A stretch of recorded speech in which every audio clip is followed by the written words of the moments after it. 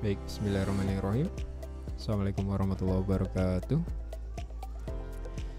Ya, bismillahirrahmanirrahim. Asyhadu an la ilaha illallah, asyhadu anna Muhammadar Rasulullah. Allahumma shalli ala sayyidina Muhammad wa ala sayyidina Muhammad.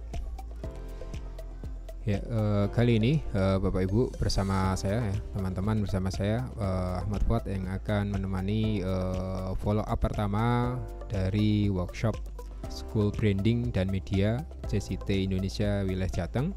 Dan kali ini kita akan membahas tentang OBS sharing ya.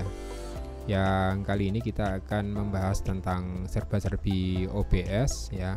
Kemudian juga nanti mungkin di beberapa materi berikutnya nanti kita akan sedikit praktek menggunakan HP sebagai sumber gambar untuk menggunakan OBS ya. Sebagai alternatif kamera, misalkan masing-masing sekolah tidak ada kamera ya. Ini nanti untuk pertemuan-pertemuan berikutnya. Nah, kali ini kita akan sedikit membahas tentang OBS ya. Baik, teman-teman, langsung saja untuk OBS ya. Saya akan membahas atau kita akan berdiskusi ya tentang yang pertama, yaitu sebelum kita membahas lebih lanjut ya, ada hal yang mungkin perlu kita ketahui ya terkait alasan kenapa kita harus menggunakan ya live streaming atau software live streaming atau broadcast ya untuk recording, untuk produksi keperluan sekolah kita. Ya, ada beberapa manfaat yang bisa kita ambil dari sana dan mungkin juga ada negatifnya. Tapi tentu saja segalanya bergantung dari kebutuhan kita ya. Kita tujuannya awalnya apa, kebutuhan kita seperti apa, kita sesuaikan. Nah, untuk biar lebih tahu seperti kebutuhan yang bisa kita sesuaikan, kita harus tahu plus minusnya. Yang pertama, apa manfaat menggunakan software recording ya, atau live streaming? Yang pertama yaitu time efficient ya, atau one time show.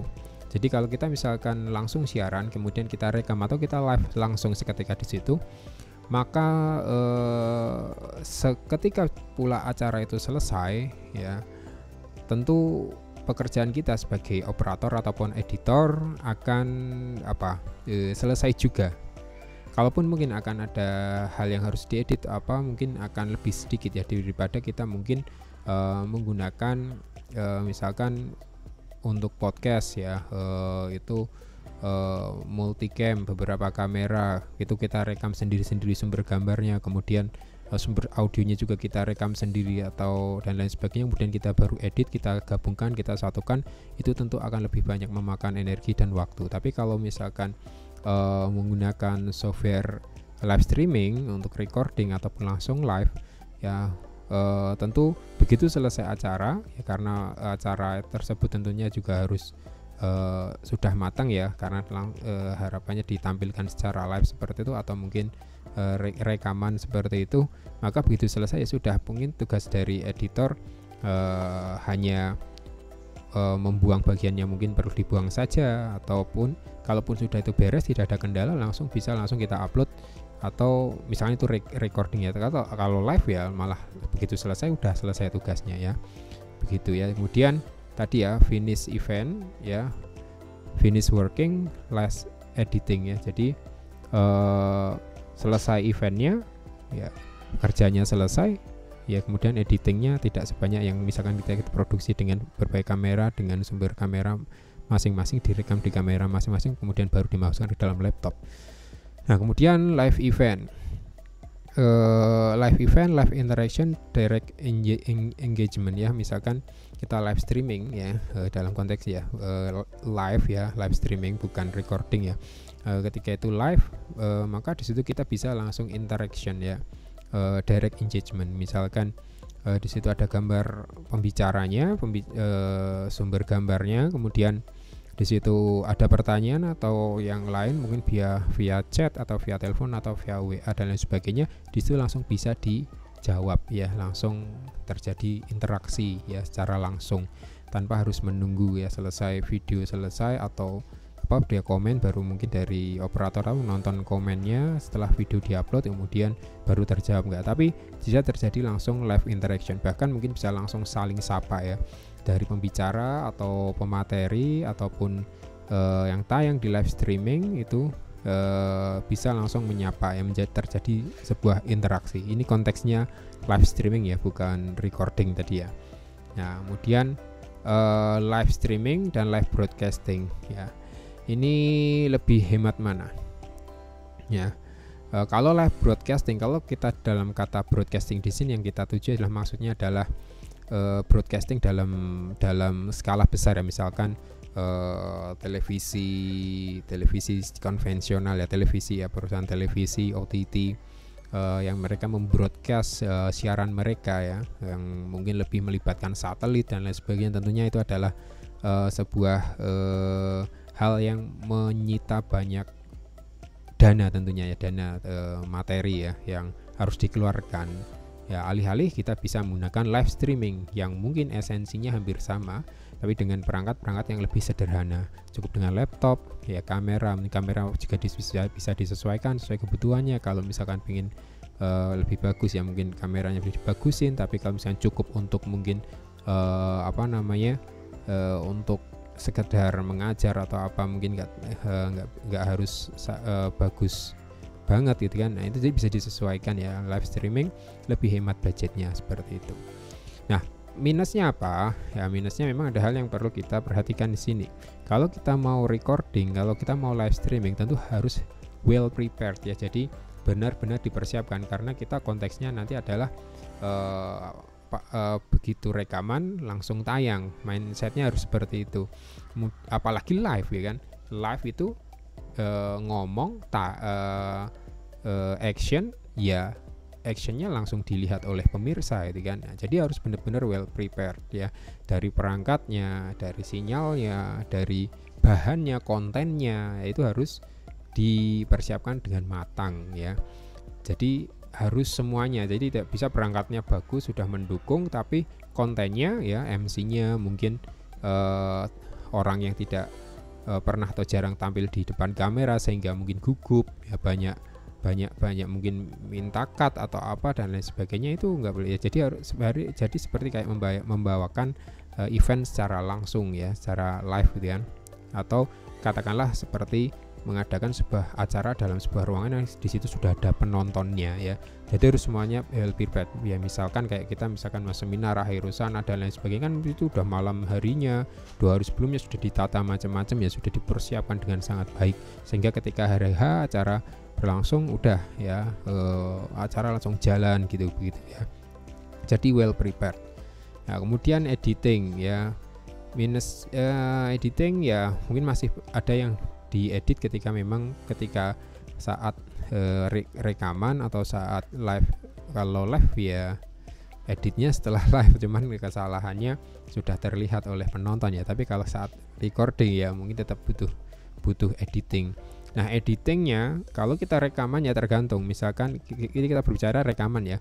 Kalau rekamannya ini jangka waktunya lama, maksudnya durasinya lama, misalkan 30 menit dan sebagainya, mungkin filenya bisa aja agak besar ya, sehingga editingnya akan lebih berat ya.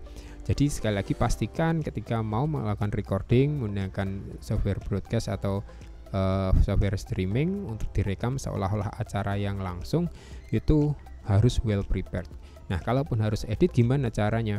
Nah, caranya ya tadi mungkin tetap bisa menggunakan software editing, cuman tadi kendalanya mungkin akan agak lebih berat ya, karena durasinya yang panjang. Tapi tergantung dari teman-teman menyimpan format rekamannya tadi, memilihnya apakah itu kualitasnya yang tinggi, sangat tinggi, atau mungkin yang rendah ya. Kalau rendah mungkin walaupun durasinya panjang akan masih mudah untuk diedit. Nah, untuk bisa menyeting tinggi rendahnya kualitas rekaman, kita menggunakan software OBS ya, tanda kutip OBS, karena kita akan berdiskusi dengan OBS, mungkin nanti akan kita bicarakan di lain kesempatan. Kemudian teamwork priority ya, jelas ya, priority ini salah ketik ya, teamwork ya. Jadi prioritas teamwork ya, nggak bisa kita siaran, live streaming ataupun rekaman itu sendiri. Bisa sih, cuman ya mungkin terbatas untuk fitur ataupun hal yang bisa kita lakukan di sana. Mungkin hanya bisa sebatas kamera yang sedikit dan lain sebagainya. Tapi kan tetap tetap bisa misalkan mau sendirian, cuman ya harus tadi well prepared semuanya sebelum acara mulai, sebelum memang bisa dioperasikan dioperatori oleh satu orang, semuanya sudah dipersiapkan dengan baik. Tapi akan lebih baik ya, langkah lebih baiknya jika ada tim di situ, sehingga ada kamera movement ya, dari mungkin kamera yang tidak hanya stay, tidak hanya duduk standby gitu dok ya kameranya ya, tapi bisa bergerak kameranya. Nah itu butuh teamwork ya, seperti itu. Kemudian ya ini complicated hardware ya, perangkat yang lebih complicated ketika saat mau melangsungkan eksekusi ya, karena harus ada laptop, harus ada kamera, harus ada sound card, harus ada mixer, ada mic, ada sound, semuanya harus sudah lengkap di sana ya. Cuman tadi ya dibayar dengan ketika sudah selesai seperti itu. Jadi complicated hardware-nya seperti itu. Beda dengan misalkan mau take yang scene by scene ya, mungkin cukup kamera dengan jumlah terbatas ya, cut ya, itu bisa ya, cuman repotnya nanti di editingnya ya. Tapi kalau begitu kita rekaman dengan pola seperti live streaming atau live event, begitu selesai ya langsung selesai juga ya, seperti itu. Cuman ya memang tadi ada plus ada minusnya. Cuman bagi kami atau bagi saya masih tergolong banyaklah benefitnya lah, seperti itu. Nah kemudian masuk ke skema streaming. Nah dalam skema streaming atau ya broadcasting ya, jadi mungkin istilahnya sudah menyempit dan meluas gitu kan. Nah streaming berarti mungkin kalau streaming di sini mungkin bisa kita sepakat terlebih dahulu, streaming ini adalah broadcasting lewat internet ya, itu namanya streaming. Nah, dan video source pertama ada dari video source, sumber videonya itu bisa dari kamera, dari slide, dari video, dari klip yang mungkin kita olah ya dalam kita tata komposisinya dalam software ya, yang di sini kita sepakati dulu ya, kita yang membicarakan software adalah software OBS ya. Nah itu dikomposisikan, kemudian mana yang mau ditayangkan terlebih dulu dan lain sebagainya, itu adalah video source-nya ya. Kemudian software encoder ya, software pengencodernya di sini lain tidak lain adalah OBS. OBS adalah software yang di situ adalah sebagai pengatur komposisi, sekaligus di situ sebagai encoder ya, nanti akan mengubah ya atau mentransmisikan gambar sehingga bisa disalurkan melalui sinyal internet. Nah, kemudian transmitting content, nah di sini gambar yang dari OBS dikirim ya ke server. Nah, servernya atau streaming protokol ya penyebutannya di sini, bisa melalui custom ya RTMP atau mungkin YouTube, Facebook dan lain sebagainya. Nah, jadi fitur skemanya ya, dari video yang kita tangkap diolah dalam OBS, kemudian dari OBS ditransmisikan ke streaming protokol. Nah dari streaming protokol tadi itu disebarkan, disiarkan sehingga orang bisa menonton. Dan kita lanjutkan, apa sih macam-macamnya software streaming itu ya selain OBS ya. Ada Wirecast, vMix, Streamlabs, XSplit, dan OBS Studio itu sendiri, dan tentu mungkin masih banyak yang lainnya yang mungkin di sini yang saya sebutkan adalah yang populer ya. Wirecast plus minusnya ya, di sini mungkin ada pricing plan-nya ya, intinya tidak gratis ya, walaupun mungkin bisa dipakai, cuman mungkin fiturnya tidak akan maksimal karena mungkin untuk memanfaatkan fitur tertentu harus membayar. Kemudian vMix sama ini vMix sangat populer sekali ya para streamer itu biasanya digunakan untuk streaming hajatan dan lain sebagainya ya. Cuman ya itu pricing plan juga. Kemudian Streamlabs ini free ya, Streamlabs ini mirip kayak OBS ya. Dan XSplit ini ada pricing plan-nya, kemudian OBS Studio ini free ya. Jadi yang free, totally free ada Streamlabs sama OBS Studio yang di situ fiturnya udah dari developernya udah dijorke ya, udah dipakai gitu kan. Tapi kalau XSplit, vMix, Wirecast bisa pakai, cuman fitur-fiturnya mungkin akan ada yang dibatasi, dan untuk memaksimalkannya kita harus membayar atau langganan dan lain sebagainya, walaupun mungkin ada masa trial dan lain sebagainya. Dan walaupun ya kalau ini tidak saya sarankan ya, saya tidak rekomendasikan, mungkin ada versi crack-crackan atau bajakannya kata tanda kutip ya untuk yang berbayar itu. Cuman tentu kita menghargai intelektualitas developernya ya, makanya kita pakai yang free saja. Kalau misalkan kita mau pakai yang berbayar ya bayar ya, atau subscribe ya kalau bisa. Ya harusnya seperti itu ya, yang berbayar bayar. Makanya kita pakai yang free saja, dan yang kita bicarakan sekarang adalah OBS Studio. Nah kalau Wirecast kurang lebih seperti ini tampilannya ya. Nah ini tampilan Wirecast, interface-nya ya, window-nya kalau misalnya dibuka seperti ini.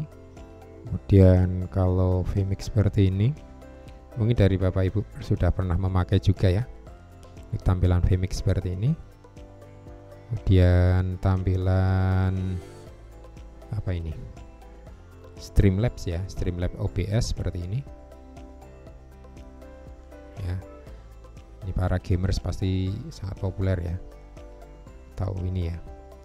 Nah kemudian untuk OBS sendiri ya, terakhir ini ada tampilan OBS seperti ini.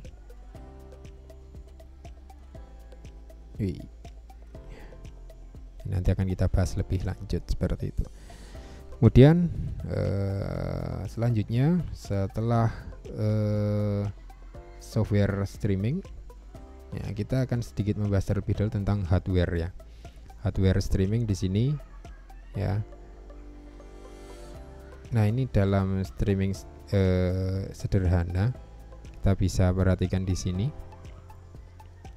Yang dibutuhkan adalah ada sumber gambar ya, di sini ada handycam, kemudian ada video capture, ada mikrofon, ada sound card untuk menangkap suara ya, dan mungkin mixer ini untuk misalnya sumber suara yang misalnya kita butuh pembicara yang banyak ya, dibutuhkan ya. Ini skema sederhananya saja, nanti akan kita bahas di materi yang lain ya untuk praktek ini. Dan untuk yang akan kita bahas nanti, kita insya Allah tidak akan menggunakan ini semuanya, tapi kita maksudnya kita tidak akan menggunakan handycam dan video capture, tapi kita akan menggunakan handphone ya. Tuh. Baik, apa saja perangkat-perangkat dasarnya, misalkan kita ingin tahu, walaupun mungkin nanti kita tidak pakai ya, tapi untuk sebagai pengetahuan kita bahas sedikit. Pertama ada video kamera ya, di sini ada kamera video macam-macam, bisa menggunakan handycam ya. Di sini contohnya ada Panasonic, ada Sony, kemudian ada kamera semi profesional atau kamera profesional ya. Kemudian juga pakai mirrorless juga bisa ya, mungkin yang umum di sekolah-sekolah Bapak Ibu ada ya.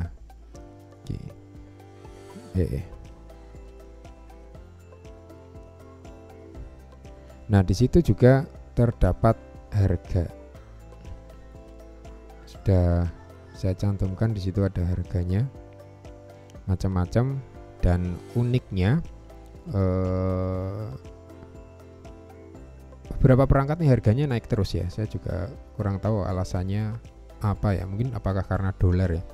Dulu saya masih ingat ketika kami membelikan untuk sekolah ya, keperluan sekolah, itu handycam Panasonic ini yang sekarang harganya 3,4 ya, itu dulu kita bisa dapat 2,7 atau bahkan 2,3 ya, itu baru, itu saat pandemi dulu ya. Tapi sekarang harganya ngeri ya, 3,4, bahkan ada yang jual sampai harga 4 juta.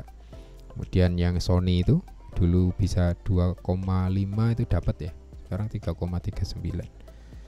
Kemudian kalau ini kurang tahu, dari dulu harganya segini ya, kamera profesional. Kemudian ada mirrorless ya, tergantung macam-macamnya.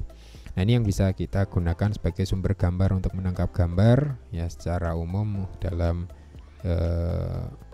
broadcasting kita atau live streaming kita. Nah, kemudian karena skemanya tadi dari video kemudian masuk ke dalam komputer, itu tidak bisa serta-merta disalurkan, dicolokkan langsung itu masuk ke dalam komputer. Kita butuh video capture ya. Ini untuk menangkap sinyal dari output kamera masuk ke komputer. Walaupun mungkin beberapa di kamera-kamera yang high end yang akhir-akhir ini mungkin bermunculan ya, mungkin ada fitur dia langsung bisa jadi kayak webcam gitu ya. Jadi walaupun dia mirrorless tapi kita colok USB-nya kemudian colok ke komputer, dia bisa jadi webcam langsung seperti itu. Nah, cuman rata-rata mungkin setahu saya yang mungkin di harga-harga yang cukup tinggi. Nah, untuk kamera-kamera yang harganya mungkin bersahabat itu masih kita butuhkan video capture untuk memasukkan gambar ke dalam komputer. Ya.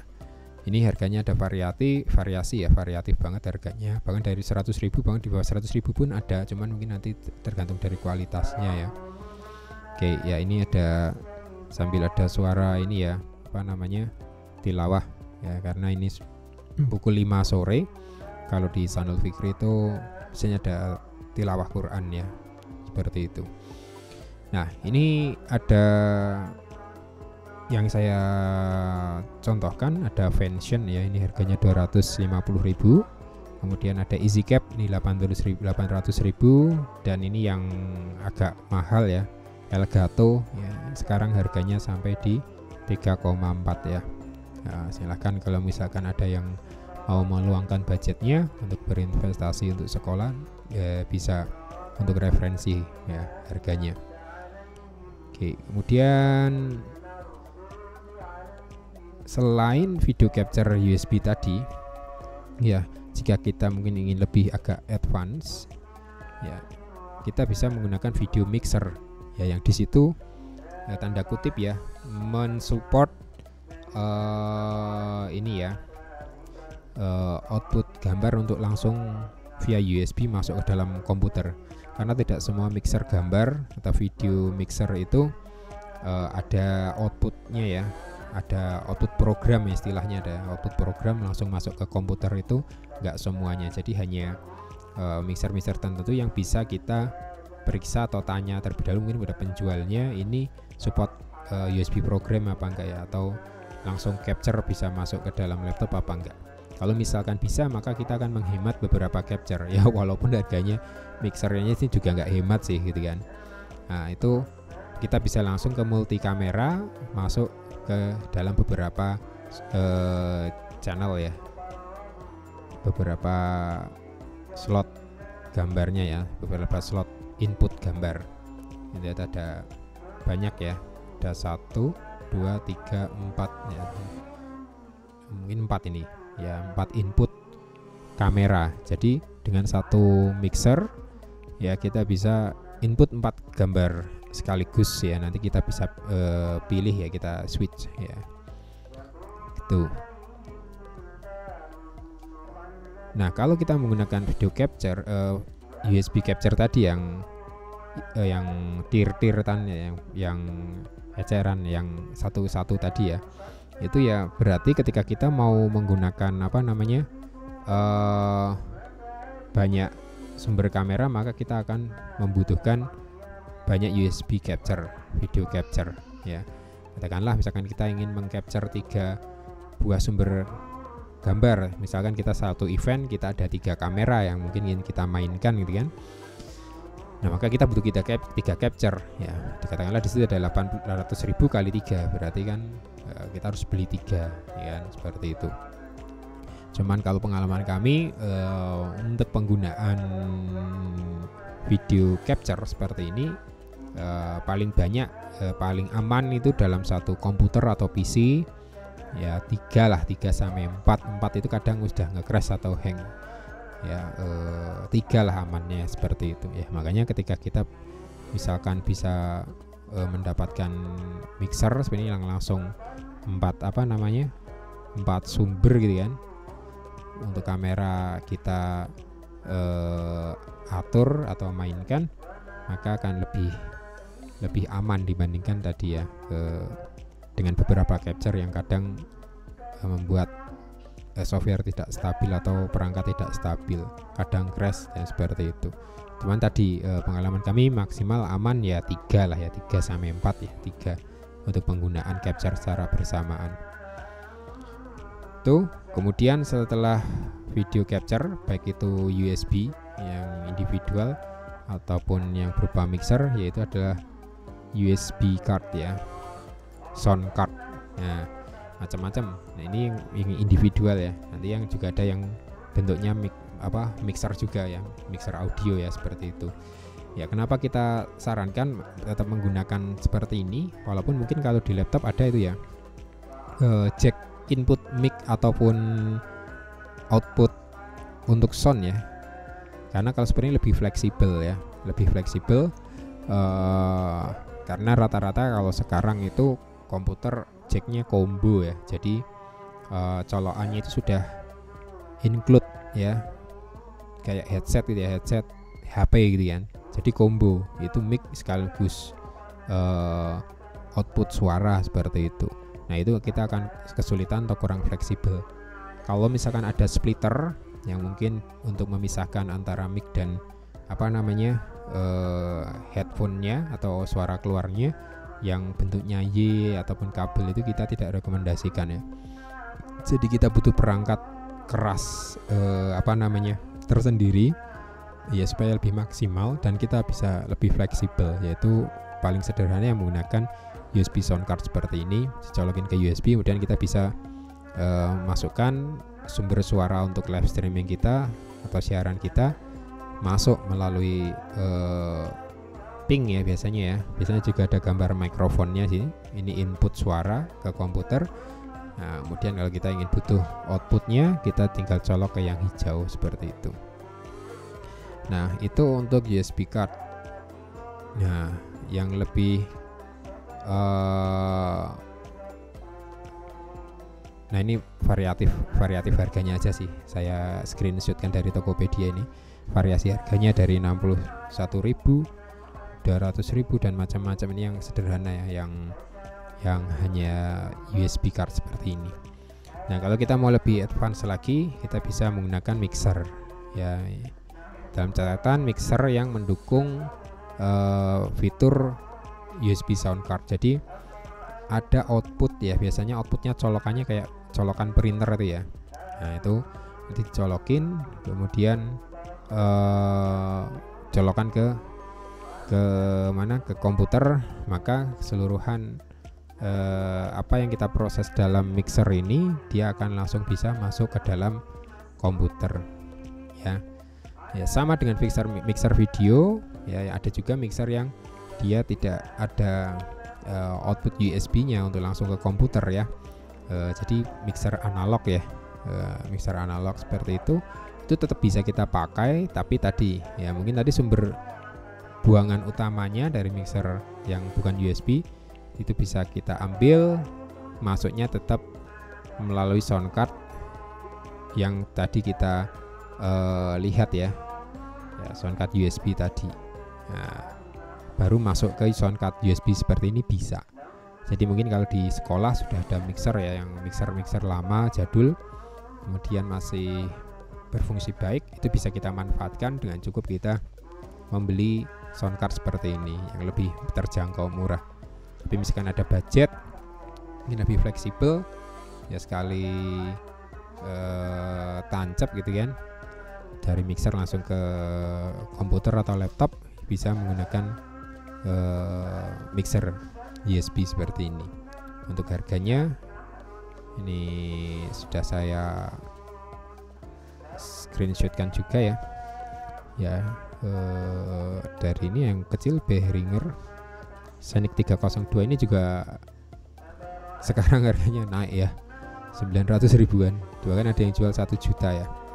Yang dulu kami beli itu pernah di kisaran 700 ribuan ya. Sekarang naiknya drastis ya, umpak-umpakan ya, seperti itu. Sama-sama baru dulu ya. Nah, sama yang sekarang kita gunakan untuk rekaman ini, saya menggunakan Behringer ini yang Scenic USB 302 ini. Kecil, tidak butuh adaptor, colok ke laptop sudah langsung nyala ya, ditenagai laptop sudah cukup seperti itu. Suara dari mixernya bisa langsung masuk ke laptop. Nah ini ada macam-macam Behringer, Yamaha, terserah ya, macam-macamnya sesuai budget, bisa menyesuaikan seperti itu. Ya, ini untuk wacana saja. Kemudian selanjutnya, nah dalam dunia per hardwarean ya tentu kita tidak akan bisa lepas ya, atau susah atau sulit untuk lepas dari hal-hal yang berbau yang sebentar lagi yang kita diskusikan. Yang pertama yaitu tentang per HDMI-an. Mungkin bagi yang baru mendalami mungkin akan bermanfaat ya. Bagi yang mungkin sudah ya mungkin bisa untuk ya diskusi saja ya. Biasanya ada 3 macam HDMI. Ya, kita bisa mengenali kamera. Misalkan nanti kita mau suatu saat mau live streaming atau rekaman menggunakan kamera yang ada, nah, kita bisa lihat sumber outputnya ya, apakah ada HDMI-nya atau tidak ya. Kita berbicara HDMI karena sudah rata-rata kamera sekarang ya outputnya rata-rata menggunakan HDMI ya. Kecuali mungkin kamera profesional atau kamera zaman dulu outputnya mungkin masih menggunakan colokan RCA atau BNC ya. Tapi kebanyakan sekarang sudah HDMI, baik itu bisa kita temukan di kamera pocket, kamera digital dan lain sebagainya yang ada fitur HDMI-nya ya. Nah ada 3 jenis HDMI ya, yang umum di kamera-kamera pada umumnya ya, kebanyakan yaitu HDMI standar ya. Kalau ini di kamera profesional mungkin yang agak besar ya, HDMI outputnya standar full ya. Ukurannya yang biasanya kita colokin ke LCD ya, dari LCD masuk ke laptop biasanya itu, dari output laptop ke LCD biasanya yaitu HDMI standar gitu ya, HDMI full ya. Atau mungkin di TV di rumah ya, yang misalkan mau colokan HDMI itu biasanya standar full.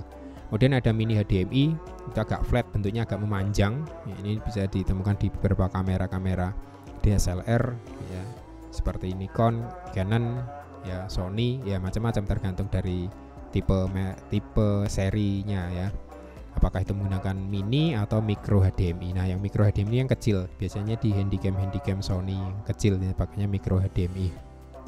Nah ini ya, kemudian ini kita menyebutnya ya, yang kita colokkan ini adalah male ya. Jadi ada istilah dalam pencolokan itu male dan female ya. Ini perlu kita garis bawahi, istilah ini harus kita pahami bahwasanya ada dalam dunia pencolokan ya, entah itu audio atau video, ada istilah male dan female, cewek dan cowok. Nah kalau yang kita colokkan ini namanya male ya. Atau kalau kita ke toko listrik atau audio ada yang kita bilangnya lanangan ya, jack lanangan 3,5 mm mas ya, misalnya kita mau beli gitu. Nah tapi kalau dalam secara umumnya kita, atau mungkin kalau kita mau cari di online dan lain sebagainya, kita istilahnya male dan female ya. Nah ini male ya, jack HDMI male. Nah, ada 3 jenis, standar, mini, micro ya. Jadi kalau kita mau cari ya micro HDMI, male micro HDMI yang kayak ini ya. Nah ini male semua. Nah female-nya itu yang kayak apa ya, female itu tempat dicolokin, nah itu female. Nah seperti ini misalnya. Kalau ini berarti adalah full HDMI ya, ini ada HDMI out ya, dicolokin, ini female ya, female HDMI ini full ya. Kemudian yang mini ini bisa dilihat di HDMI out, ini mini ya, mini female mini HDMI. Nah ini female mini HDMI, colokannya apa? Mini HDMI ya, female mini HDMI gitu. Yang mau dicolokin, tempat pencolokannya namanya female. Kemudian terakhir yang micro, mana micro? Ini yang micro nih. Nah ini micro HDMI nih. Oh yang bawah ini kecil ya, makanya namanya micro. Ini female ya, female micro HDMI. Oke, selanjutnya kita akan membahas tentang masih perkabelan. Kalau tadi perkabelan per HDMI-an ya, ada female dan male. Sekarang audio pun juga ada male dan female. Nah, ini jenis-jenisnya, jangan sampai kita bingung ya. Yang pertama ada kabel, namanya kabel RCA. Ya, RCA itu ya kabel-kabel kayak di VCD. Nah, kalau yang nyolok ini namanya berarti apa? Female RCA. Nah, tempat colokannya, nyoloknya male RCA ya. Jadi keliru nggak saya tadi menjelaskan? Jadi male itu yang nyolok ya tadi ya.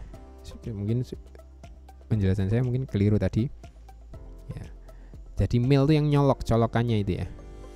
Nah, misalkan ini ya, ini male ya. Male itu yang nyolok. Nah, ini yang tempat colokan, ini female ya, kayak gitu. Oke, kita lanjutkan.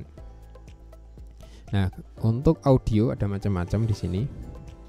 Yang pertama ini ada male RCA, lewat. Ada male RCA ya. Male RCA biasanya kita temui di VCD jadul ya. Ya, atau di mixer pun juga ada ya. Nah, ini ada male RCA, female RCA. Nah, ini namanya colokan 3 yang isinya 3 kaki, namanya XLR. Ini namanya male XLR, colokannya female XLR. Kalau ini jarang kita temui, ini untuk di sebenarnya pengusaha-pengusaha sound ya. Nah, ini yang umum aja. Ini jack TS 3,5 mm ini ya. Nah, ini male-nya, ini female-nya, colokannya ya, lubangnya. Kalau ini guratannya ada 1 hitam-hitamnya berarti ini mono. Kalau ada double ini berarti ini stereo ya. Nah, sama ini TS, TRS ya, ini stereo, ini mono. Kemudian RCA ya, ini sama ya kayak tadi ya, yang di apa namanya VCD. Kemudian MIDI ini jarang kita gunakan ya. Kemudian USB ini. Nah, ini yang tadi untuk pengiriman data dari mixer yang kayak kabel printer ya. Kemudian Firewire ini jarang ya. Yang sering kita temui adalah yang di bawah ini untuk perkabelan ya, colokan-colokannya. Nah, ini supaya kita tidak keliru ya, dan tahu istilahnya sehingga kita bisa enak ketika membicarakannya.